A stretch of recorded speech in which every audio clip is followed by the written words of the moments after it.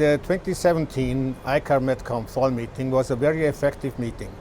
We started with new papers. One is the management of traumatic injuries in the mountains. Second, we got the information about suspension trauma, which will also hopefully end in an official recommendation for ICAR. At the end, I will thank you all members of ICAR mission through all my 26 years in ICAR, and I will resign and give the baton to John Ellerton, an excellent mountain rescue doctor who is an excellent researcher and scientist and the person to lead the commission in the future. And I am very trustful and I am convinced that the spirit and the friendship in the ICAR Medcom Commission will continue under the new president. Thank you all, thank you the board, thank you all friends in the world for having me as a president of our commission. Bye and farewell.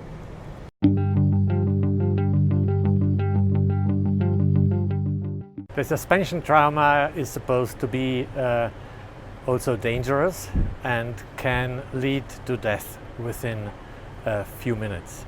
It has been supposed in the 1970s that this is due to a pooling of the venous blood in the lower legs only, and therefore they said that time that if you rescue a person hanging in a rope motionless, you should not put him in a supine position immediately, but let him in a sitting position for half an hour, more or less. Our question was, is this still true? Is the pathophysiology different from a pooling? Or there are other factors? Because we suspected that it can also be a neural factor that leads to an immediate loss of consciousness. And therefore we choose volunteers who were able to hang in a rope freely, motionless, for up to 1 hour. And we have seen that in 30% they collapsed in a time between 15 and 45 minutes.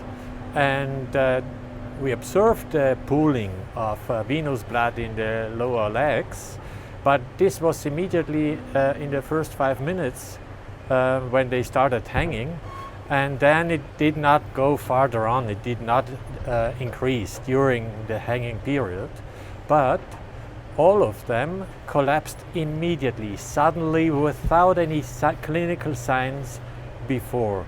So this is really somewhat very worrisome.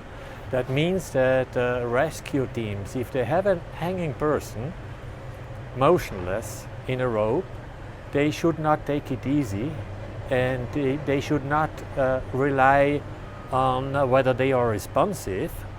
Even if they are fully responsive, they do not know when the person will collapse.